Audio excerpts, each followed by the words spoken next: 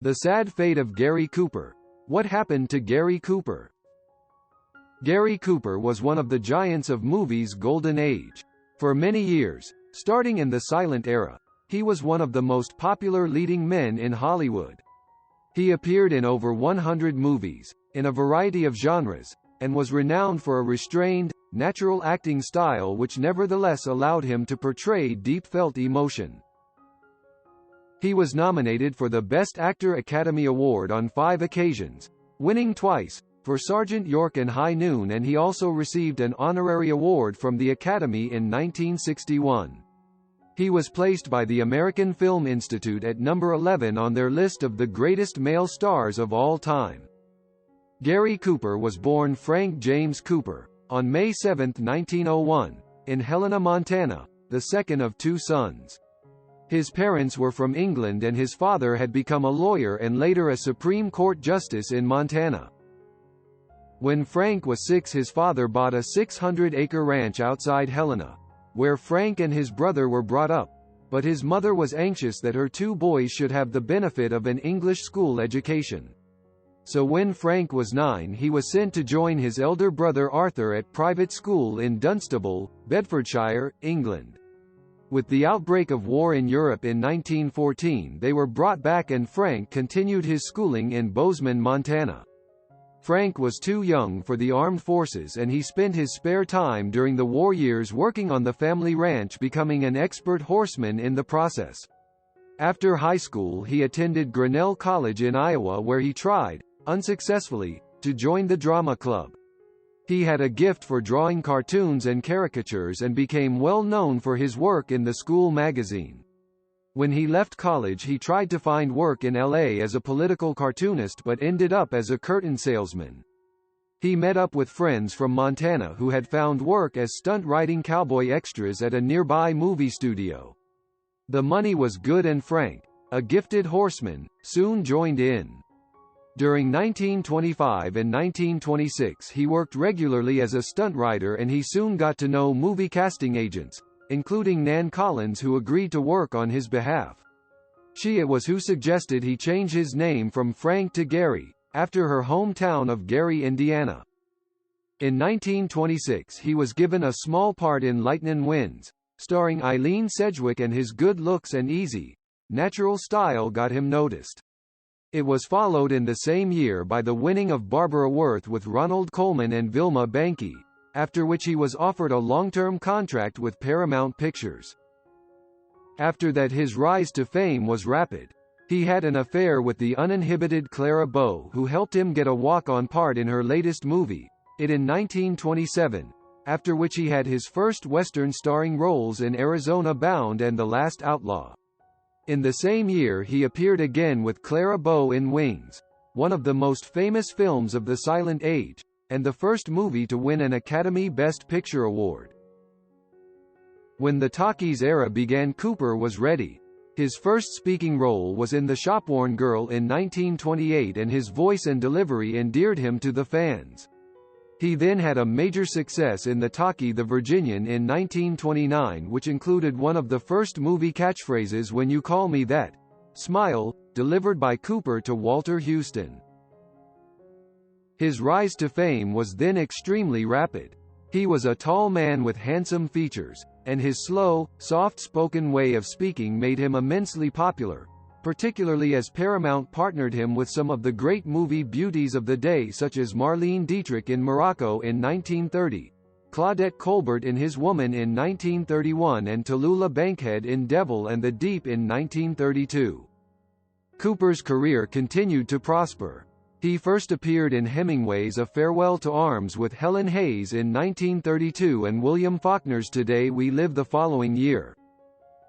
Over the next few years Cooper appeared in some forgettable, and some very average movies, but in 1935 he had a huge hit with Lives of a Bengal Lancer, and the following year he starred in the Frank Capra classic social comedy Mr. Deeds Goes to Town, paired with the beautiful, husky-voiced Jean Arthur.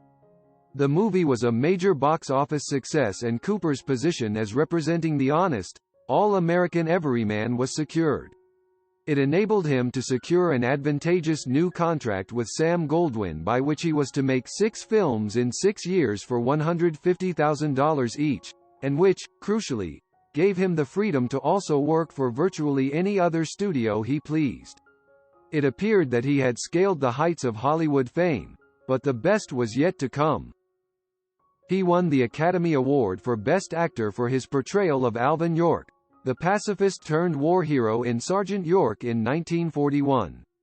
Such was Cooper's fame and stature at that time. The real-life Alvin York had refused to authorize any movie about himself unless he was portrayed by Gary Cooper. The following year, in The Pride of the Yankees, Cooper sympathetically portrayed another modern hero, baseball great Lou Gehrig, who had recently died, in a touching performance for which he received another Oscar nomination for Best Actor. Cooper was now the leading actor in Hollywood, the epitome of the movie superstar, able to pick and choose his scripts and roles. He sometimes made errors of judgment. For instance, he turned down the role of Rhett Butler in Gone with the Wind. In 1943, when plans were being made to cast Ernest Hemingway's For Whom the Bell Tolls, the plum role of Robert Jordan was his for the taking, and he was nominated once more for his performance. His co-star was Ingrid Bergman, and there is speculation that their on-screen romance continued off-screen as well. The film was panned by the critics but was a box office smash. For a time, Cooper was the highest-paid individual in the United States. After a 5-week morale-boosting tour of Army, Navy, and Marine bases in New Guinea, where part of his repertoire for the troops was to give a moving rendition of the Lou Gehrig farewell speech from Pride of the Yankees, Cooper got caught up in the Witch-Hunting House Committee on Un-American Activities, HUAC, which was investigating dangerous communists who were thought to be corrupting society by infiltrating Hollywood. Many careers were ruined by this body, but Cooper testified as a friendly witness and retained his good reputation within the industry. He made several movies in the late 1940s which kept his name in the public eye, but he was not happy with the direction his career was taking. In 1952, his career received just the boost it needed when he took what many people regard as his finest role, that of Marshall Will Kane in High Noon. Aged 51 but looking older, Cooper won his second Academy Award for Best Actor and great critical acclaim for his controlled, understated portrayal of the embattled Marshall facing his enemies, and his destiny, alone. Ill with an ulcer, he wasn't able to receive his award in person, and he asked John Wayne to accept it on his behalf. Cooper continued to make movies throughout the 1950s, including the box office hit Friendly Persuasion in 1956, but poor health was slowing him down. Probably the best of his final films was The Hanging Tree in 1959, when he plays a frontier doctor reluctantly drawn into the life of one of his patients. One of his final projects was narrating a TV documentary, The Real West, in which he helped clear up myths and misconceptions about the Old West. In his personal life, Cooper originally made his name as a tall, handsome all-American boy, and as a young bachelor about town. He enjoyed high-profile affairs with some well-known actresses such as Clara Bow, Evelyn Brent and Lupe Velez. In 1933 he met his future wife, Veronica Balfe, known as Rocky.